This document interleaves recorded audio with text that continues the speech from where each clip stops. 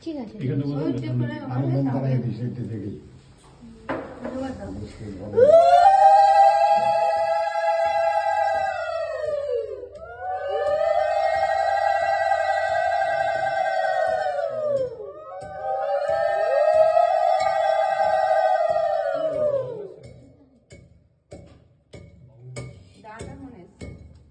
চাবি দিয়ে দাও দাদা এসছে দাদা আমি দিয়ে আসি চাবি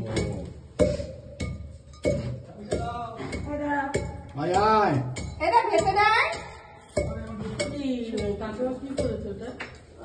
খারাপ করতে হবে কপাল পড়তে বলে যেহেতু কাকিমা বড় তো সবাই